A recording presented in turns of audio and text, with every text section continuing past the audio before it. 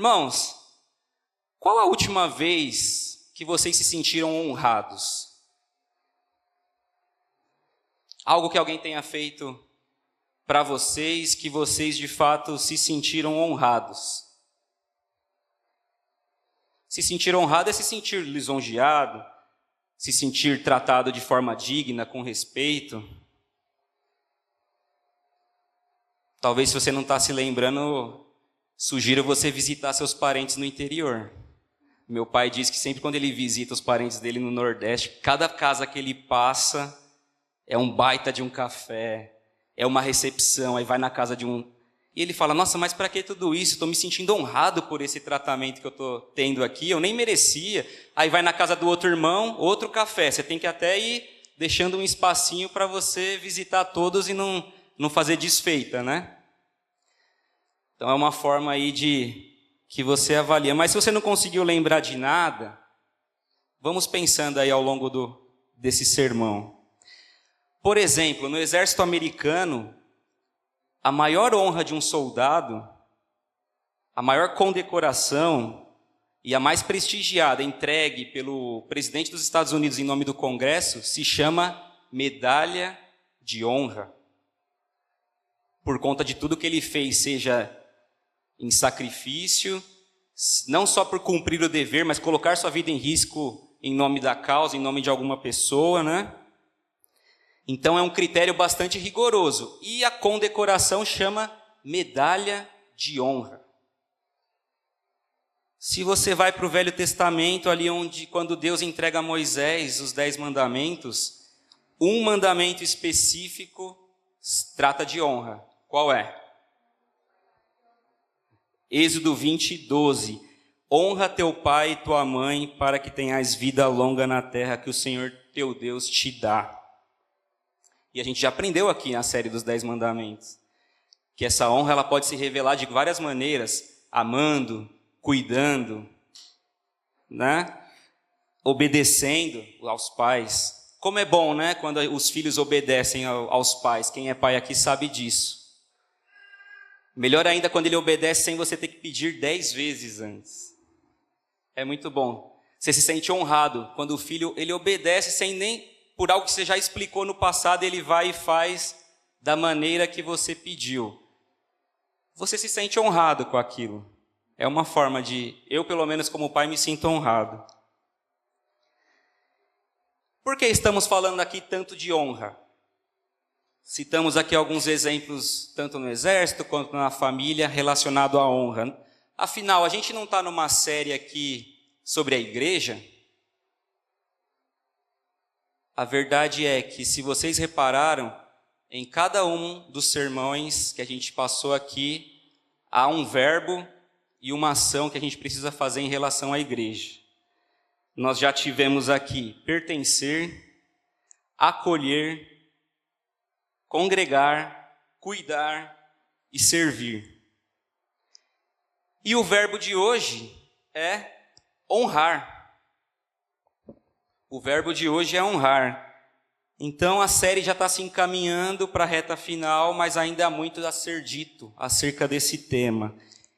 E é claro, irmãos, que quando você pensa em honrar, e a gente está sempre falando de ações nossas em relação à igreja, a igreja de Cristo, algumas coisas que foram pregadas aqui são formas da gente honrar a igreja. Nós já falamos aqui sobre acolher, sobre cuidar, sobre servir. Você fazendo essas coisas, você está honrando a igreja de Jesus.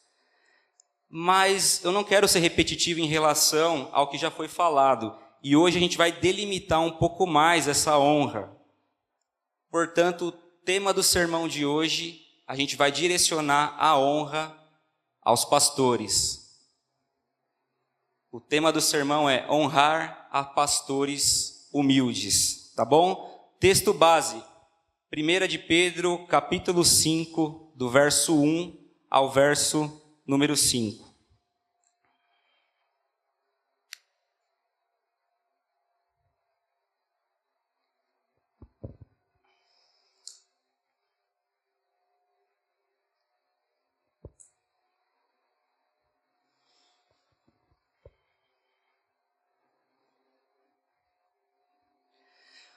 texto diz assim: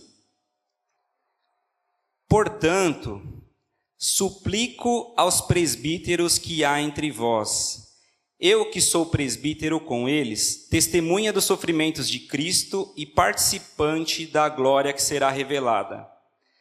Pastoreai o rebanho de Deus que está entre vós, cuidando dele não por obrigação, mas espontaneamente, segundo a vontade de Deus, nem por interesse em ganho ilícito, mas de boa vontade, nem como dominadores dos que vos foram confiados, mas servindo de exemplo ao rebanho. Quando o Supremo Pastor se manifestar, recebereis a imperecível coroa da glória. Do mesmo modo, vós, os mais jovens, sujeitai-vos aos presbíteros. Tende todos uma disposição humilde uns para com os outros, porque Deus se opõe aos arrogantes, mas dá graça aos humildes. Pai, mais uma vez, Senhor, eu quero te agradecer por tudo que nós vivemos aqui. Obrigado pela tua palavra, Senhor. Nós cremos que é através dela que o Senhor está nos transformando, nos lavando, nos purificando e nos tornando mais parecidos com Jesus Cristo. Que o Senhor fale aos nossos corações, que o seu Espírito Santo trabalhe nos ensinando, nos exortando e nos colocando na direção certa, Pai. Abençoa a minha vida, a vida dos meus irmãos, para os momentos que vamos viver aqui. No nome de Jesus nós oramos. Amém. Irmãos, falar de submissão é um tema bem difícil hoje. E não só em relação a líderes da igreja. Qualquer área da nossa vida, quando fala de hierarquia, submissão, já é um desafio. E é um desafio por alguns motivos, por vários motivos, na verdade, mas eu destaco 3 aqui. O primeiro motivo que é um desafio falar de submissão nos dias de hoje: a liberdade individual virou um ídolo para as pessoas. Cada vez mais as pessoas têm aversão a princípios de hierarquia, a compromissos, a prestação de contas. Casar? Não. Dividir, dar satisfação da minha vida para as pessoas? Não. Dar satisfação para onde eu vou, para onde eu deixo de ir? Trabalhar numa empresa e responder para a chefe? Não. Eu vou me aventurar, vou abrir meu próprio negócio, vou empreender. Jamais. Me submeter a uma liderança pastoral? Não. Sou eu que pago as minhas contas. Pastor não tem nada a ver com isso. Como assim me submeter? Segundo motivo: falsos pastores que enganam os membros da igreja. É bem verdade que há muitos líderes, falsos pastores, líderes egoístas, que falharam em liderar a igreja e maltrataram a muitos, se dizendo pastores. Os exemplos são os mais diversos, estão por aí, eu não preciso aqui ficar citando, mas estão todos aí, de tempo em tempo, aparecendo para a gente observar. E, de fato, esses ditos pastores jogam nuvem, jogam desconfiança em lideranças pastorais. Então a gente tem a liberdade individual como um ídolo, nós temos maus exemplos de pessoas que se dizem pastores e também nós temos expectativas erradas das pessoas. Por quê? As pessoas às vezes pegam emprestado conceitos de liderança aí fora e pensam que o pastor é um CEO de empresa, ou que o pastor é um coaching, ou então o pastor é um general do exército. Eles pegam o que conhecem de liderança por aí e querem aplicar na igreja.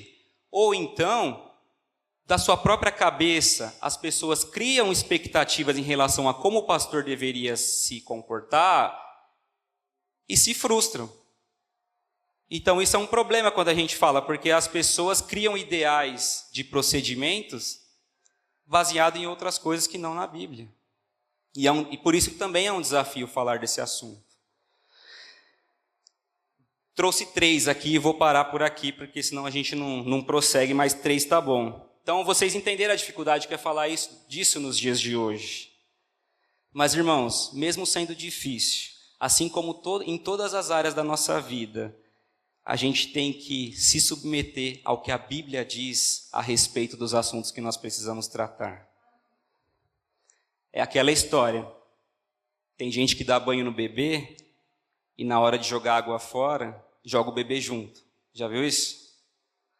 Estou querendo dizer o seguinte, não é por conta dos maus que a gente abandona um princípio que está na palavra de Deus. Dá banho no bebê, mas fica com o bebê na banheira, não joga ele fora junto. Então a gente tem que saber separar. Não podemos colocar todo mundo no mesmo balaio, como se diz. O fato de existir líderes maus não muda o princípio de que há líderes designados por Deus para conduzir a igreja. Esse é o fato. E o que nós vemos na Bíblia sobre isso? Na Bíblia nós vemos maus e bons líderes. A Bíblia nunca escondeu a presença de maus líderes e de falsos profetas e de líderes corruptos no meio. O próprio apóstolo Paulo, e nós já estudamos algumas cartas aqui, ele está sempre preocupado em avisar aos irmãos para que os irmãos fiquem atentos às más lideranças, aos líderes corruptos. E também há os líderes bons, e há um chamado para a igreja honrar a esses líderes, que é o texto que nós estamos lendo hoje, estamos estudando hoje. Era uma preocupação de Paulo e é também uma preocupação de Pedro, nesses 5 versículos que nós lemos. Por isso, irmãos, tudo que a gente vai falar daqui em diante em relação à submissão, à sujeição, a gente tem que estar muito bem definido que há líderes bons e há líderes maus. E Pedro, ele já começa, antes de falar com a igreja, ele começa primeiramente falando com o presbítero. E aqui, algumas traduções podem estar bispo, outras pastor, a minha tradução está presbítero, e no Novo Testamento muitas vezes esses termos são intercambiáveis aí para tratar disso. Eu vou usar sempre a figura do pastor. Por mais que a tradução esteja bispo, ou posso ler aqui bispo ou presbítero, mas pense na figura do pastor. Então Pedro já começa no versículo 1 dizendo: portanto, suplico aos presbíteros que há entre vós. O quê? Pastoreai o rebanho de Deus que está entre vós. Então Pedro já traz aquela figura da agricultura, que é muito interessante, e é um pano de fundo belíssimo para o pastor se espelhar, olhar a figura de um pastor de rebanho e começar a reconhecer ali quais características ele precisa ter em relação aos membros da igreja, em relação às suas ovelhas. Porque bons pastores conhecem as ovelhas, lideram as ovelhas, alimentam as ovelhas. A gente acabou de ter uma série aqui com as declarações que Jesus fez acerca de si mesmo. Vocês vão se lembrar que uma delas era: eu sou o bom pastor. Então é uma ótima figura para o pastor olhar e ver as características e aplicar essas características na sua vida, no dia a dia com as suas ovelhas. E como ele pastoreia? Versículo 2, parte B. Cuidando dele de quem? Do rebanho. Não por obrigação, mas espontaneamente, segundo a vontade de Deus. O que a gente aprende aqui? Não é por obrigação. O pastorado não pode ser algo obrigado, imposto. Já pensou? Chega o pastor, pegar o Márcio, que intimida mais, que é grandão, né? Chama o Joe lá para o fundo e fala assim: ó, a partir de segunda-feira você é o novo pastor da igreja. Porque a gente acha que deve ser assim. E você não pode dizer não, porque nós estamos impondo essa condição. E você vai se negar ao serviço? 1 Timóteo 3:1. Essa palavra é digna de crédito. Se alguém almeja ser bispo, deseja algo excelente. Então a gente viu aqui, ó, almeja. O pastor tem que querer isso, desejar, e desejar isso é de fato algo excelente. O que mais a gente vê no versículo 2? É espontâneo segundo a vontade de Deus. O pastor não pode chegar assim, caramba, mais um dia para preparar, mais uma semana para preparar um sermão. Ah não, poxa vida, preciso visitar aquele irmão de novo. Não é por obrigação, é espontâneo.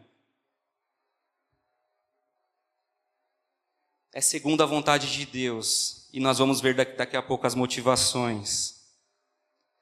Parte C do versículo 2 ainda. Nem por interesse em ganho ilícito, mas de boa vontade.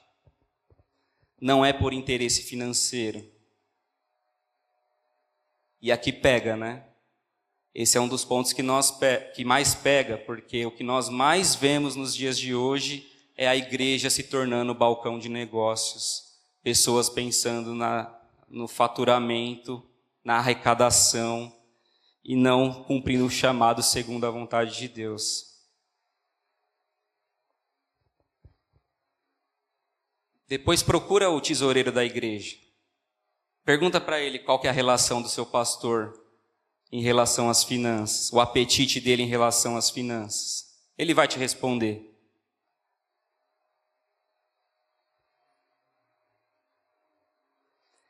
Isso não quer dizer, irmãos, que o pastor não mereça ter um salário, tá? A gente está falando da motivação. O próprio texto em 1 Timóteo, Paulo orienta assim, ó, os presbíteros que governam bem devem ser dignos de honra em dobro, principalmente os que trabalham na pregação e no ensino. É justo. O pastor tem conta para pagar, o pastor tem família, o pastor tem as demandas financeiras. O ponto aqui, o princípio é, a motivação não pode ser o ganho financeiro, o chamado dele não é para ganho financeiro. E o texto continua. Nem como dominadores dos que foram confiados, mas servindo de exemplo ao rebanho. Não como dominadores. Vocês já viram, irmãos, pessoas discutindo para ver quem vai ficar com a igreja? É triste. Mas a pessoa se apropria como se fosse dela o rebanho. Mas não é dela. O pastor da igreja local precisa estar ciente de que ele tem que se submeter ao nosso supremo pastor. No máximo ele é mordomo, ele está aqui para administrar o rebanho que é de Deus. Como assim, briga judicial para decidir quem vai ser a liderança da igreja? Não é propriedade das pessoas. A gente aprende mordomia cristã aqui, que nada é nosso, tudo é de Deus, a gente é apenas administrador dos recursos, do que Deus coloca nas nossas mãos, dos nossos filhos, tudo isso. E pastores tratam a igreja como sua.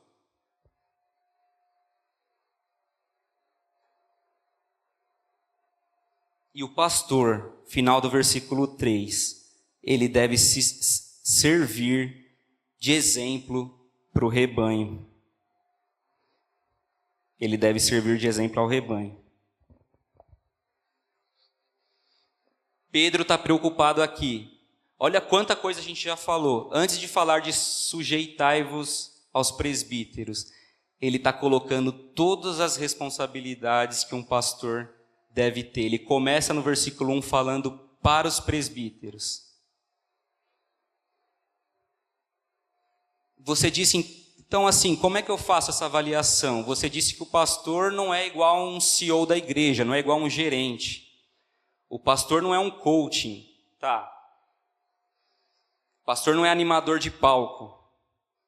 Então como é que eu avalio, né, esses critérios do pastorado? Paulo, escrevendo sua carta a Timóteo, ele dá essas características. 1 Timóteo 3, a partir do versículo 2. Está aqui, ó. É necessário que o bispo seja irrepreensível, marido de uma só mulher, equilibrado, tenha domínio próprio, seja respeitável, hospitaleiro e apto para ensinar, não dado ao vinho nem à violência, mas amável, inimigo de discórdias, não ganancioso. Deve governar bem a própria casa, mantendo os filhos em sujeição com todo respeito. Pois se alguém não sabe governar a própria casa, como cuidará da igreja de Deus? Não deve ser novo na fé, para que não se torne orgulhoso e venha cair na condenação do diabo.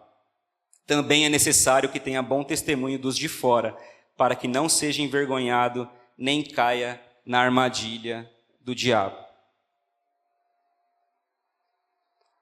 A Bíblia está dando as características, e se você olhar esse texto com calma, tem muito mais relação com o coração do pastor, com o caráter do pastor, do que propriamente com habilidades que ele deve sim desenvolver, mas você olha esses itens, você está falando do coração, da postura, da conversão do pastor. Por isso que na introdução eu disse, as pessoas criam expectativas em relação às funções na igreja. Mas há critérios objetivos na palavra de Deus para a gente julgar segundo a Escritura as atividades de um pastor, por exemplo.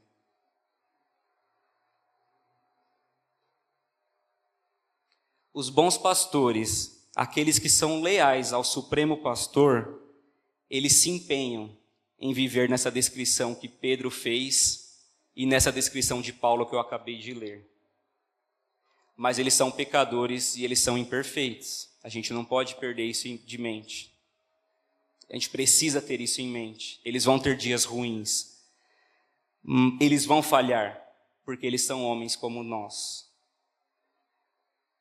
Mas, presumindo que esses líderes estão nessa busca de santificação, buscando ser o que Pedro e Paulo indicou aqui, nós, como membros da igreja local, nós temos responsabilidades em relação a esses líderes.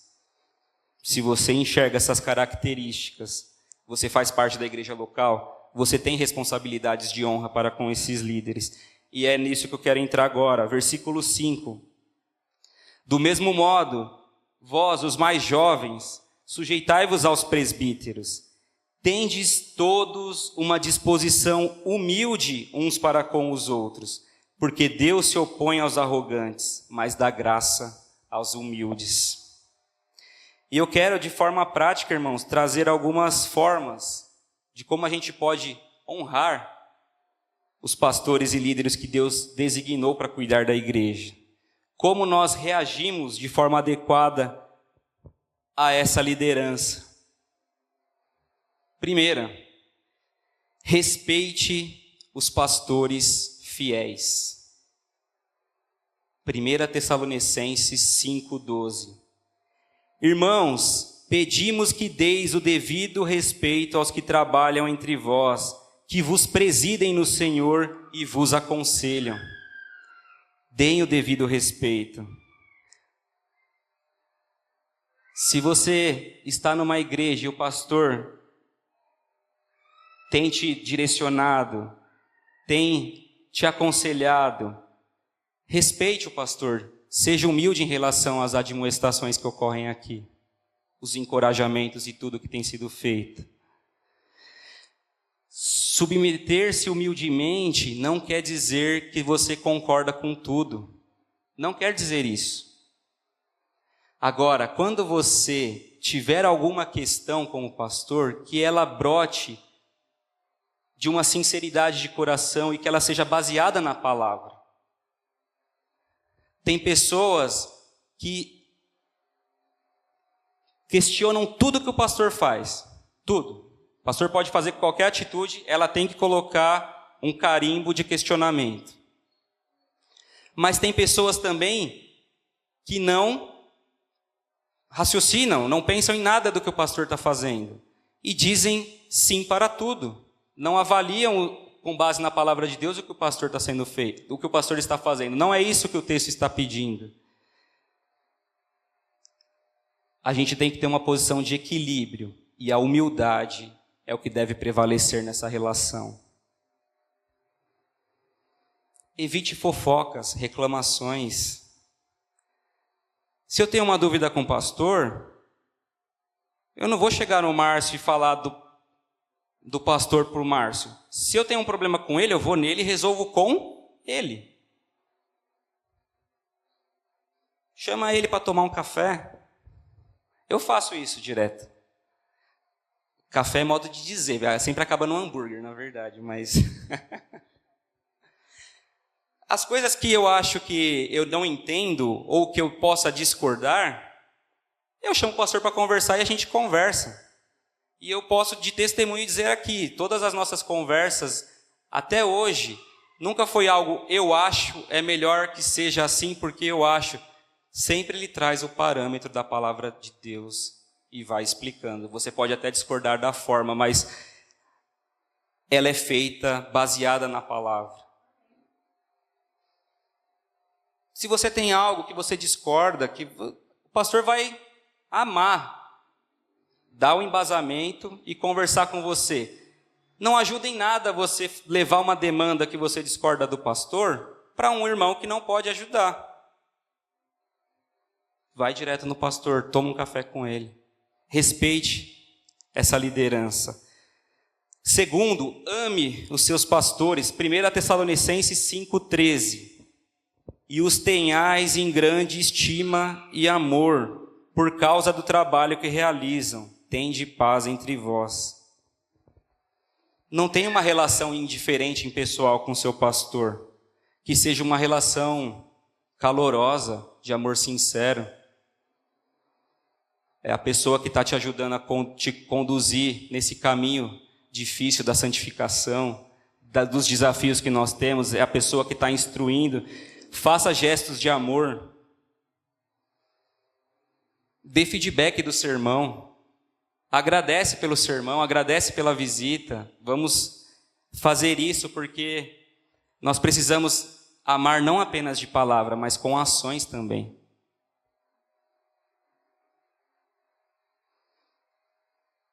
Siga o exemplo dos seus pastores, Hebreus 13:7. Lembrai-vos dos vossos líderes que vos pregaram a palavra de Deus, observando-lhes atentamente o resultado da vida, imitai-lhes na fé.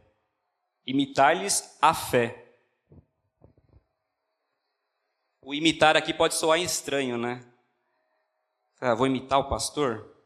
Mas aqui, irmãos, não é imitar no sentido de um culto à personalidade do pastor, não é isso.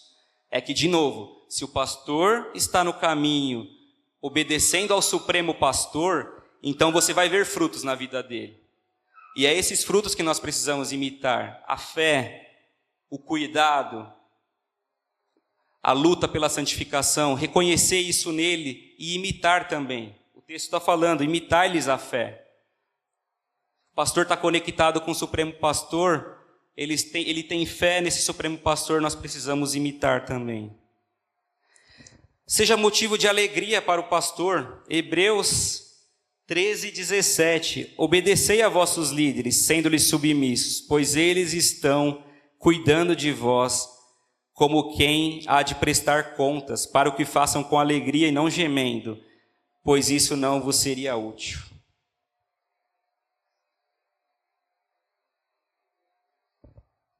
Como a gente pode ser motivo de alegria para o pastor no contexto de igreja?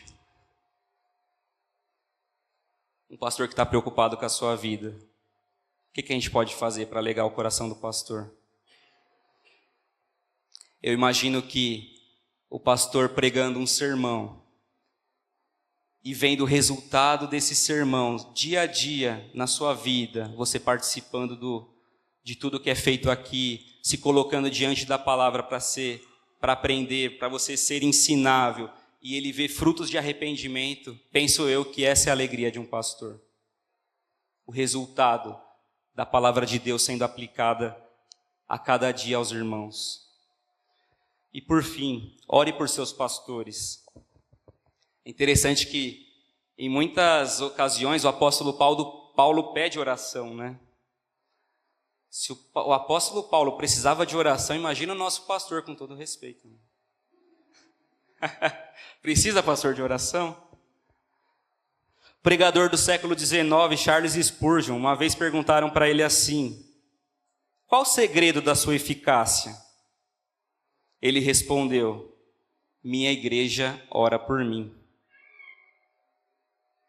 Ele disse isso quando foi perguntado: a minha igreja ora por mim.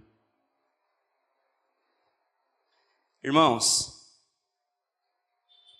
todo cristão precisa ser pastoreado.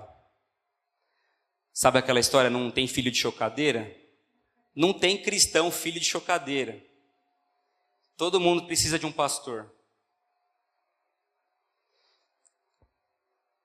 Ainda que seja fácil criticar esses líderes, o fato é que Deus levantou autoridades na igreja para o bem de cada um dos cristãos e para a edificação do corpo. Efésios 4, 11 e 12. Ele designou uns como apóstolos, outros como profetas, outros como evangelistas e ainda outros como pastores e mestres. Para quê? Tendo em vista o aperfeiçoamento dos santos para a obra do ministério e para a edificação do corpo de Cristo. Foi para isso.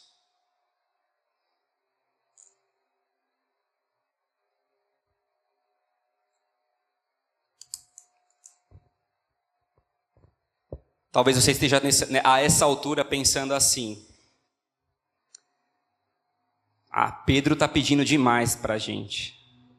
Esse negócio de submissão não é para mim, não. Vou me rebaixar? Que negócio é esse?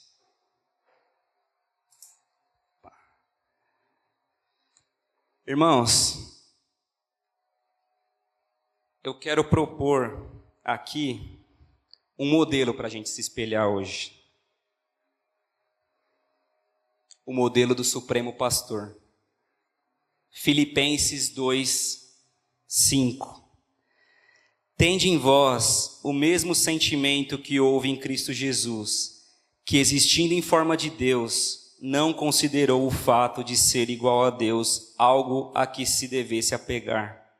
Mas pelo contrário, esvaziou-se a si mesmo, assumindo a forma de servo e fazendo-se semelhante aos homens. Assim, na forma de homem, humilhou a si mesmo, sendo obediente até a morte e morte de cruz.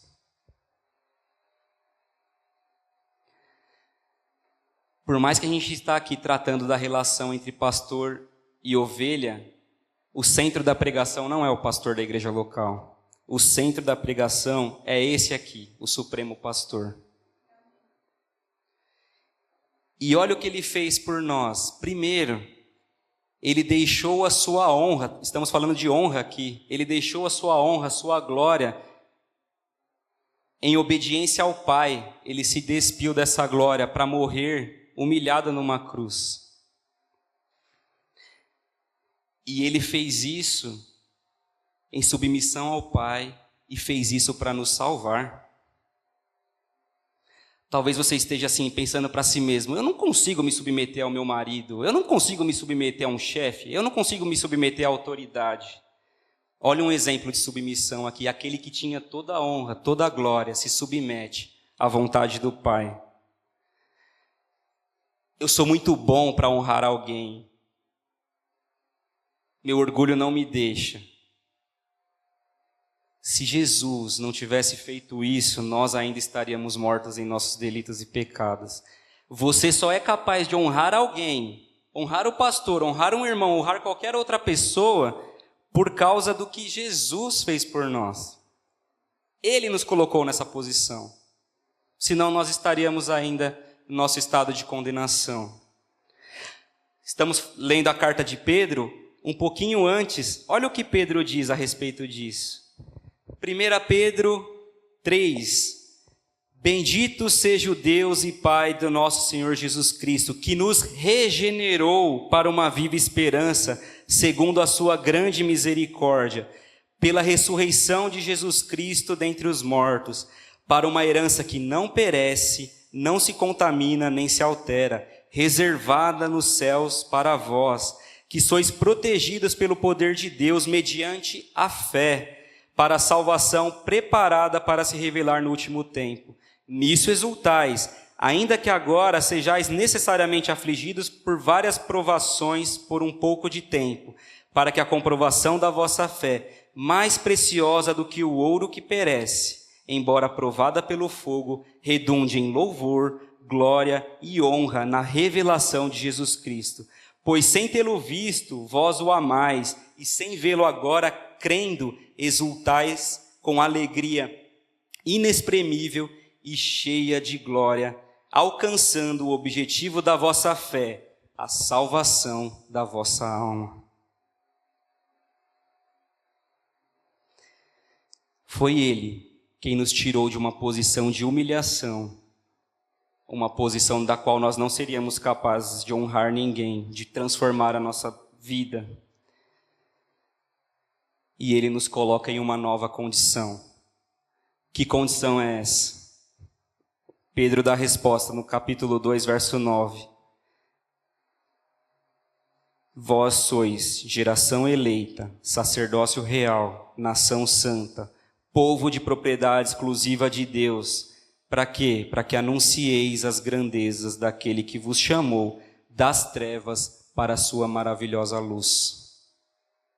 Somos tudo isso aqui, não por algo que a gente tenha feito, ou por algo bom que tem em nós, mas pela obra de justiça que Cristo fez por nós, pelo sacrifício que Cristo fez na cruz por nós. Ele é o supremo pastor, Ele é o centro da pregação.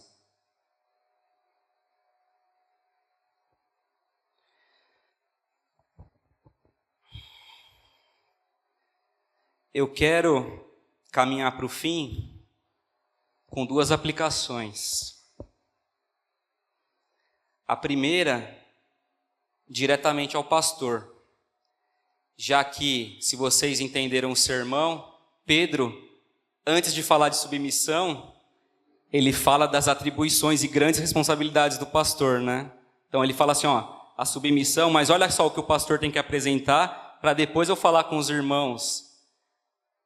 Sujeitai-vos aos presbíteros, mas esse modelo de presbítero que eu falei aqui. Então eu quero primeiro aplicar ao pastor, já que boa parte do texto foi falado aqui.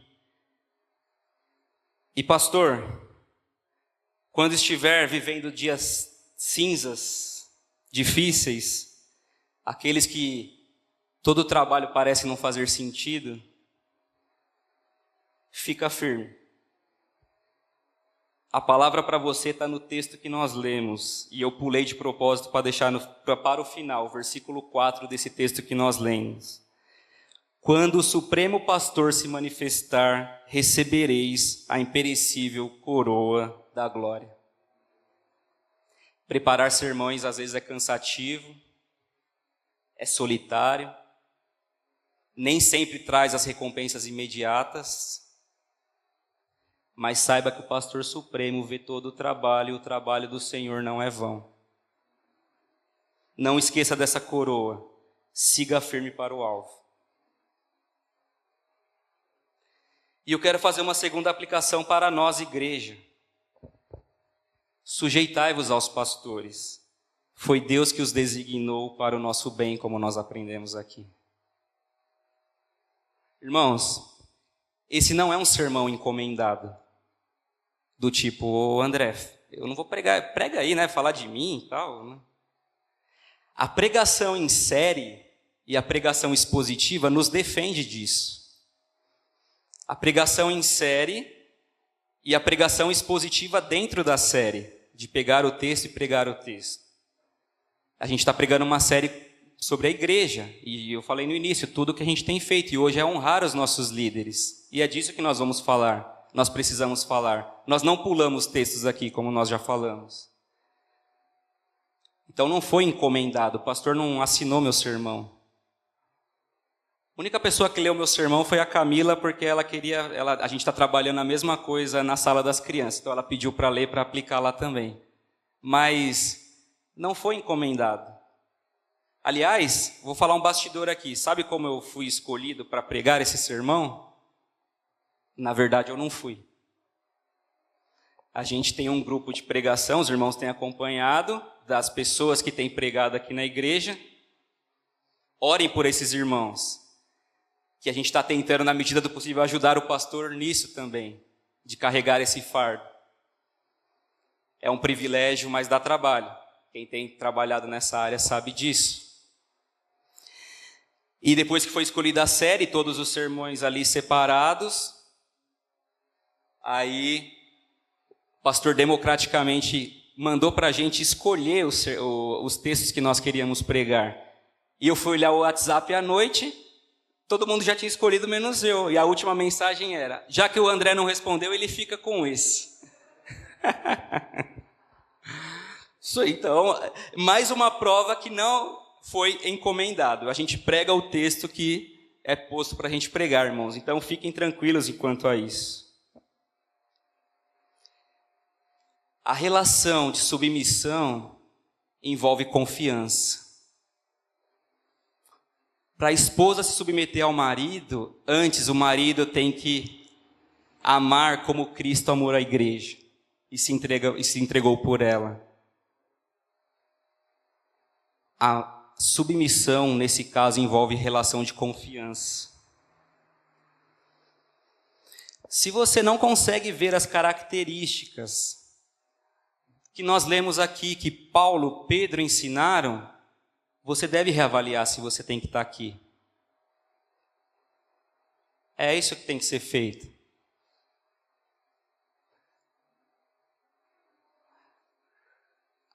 Hoje a gente procurou alinhar as expectativas em relação ao pastor. Não é o que eu quero que o pastor faça ou que ele deixe de fazer. Os critérios estão estabelecidos na palavra de Deus e nós passamos por eles aqui. Avalie. Você que está assistindo por vídeo ou vai assistir por vídeo essa pregação, se o seu pastor não preenche essas características e não está lutando para ser conforme o texto bíblico diz, avalie se é para você estar nessa igreja. Tem gente que fala, a Bíblia mandou a gente se sujeitar, né? E aí pastores, dominadores, usam essa posição para cometer os seus abusos.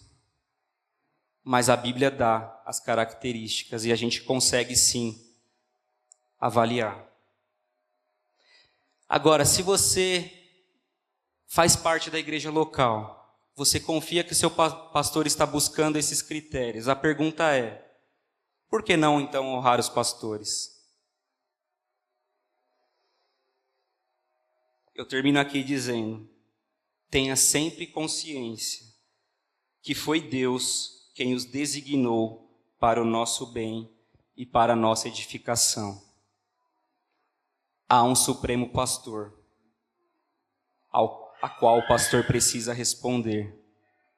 E é a ele que nós devemos toda a honra e glória. Amém, irmãos? Vamos orar.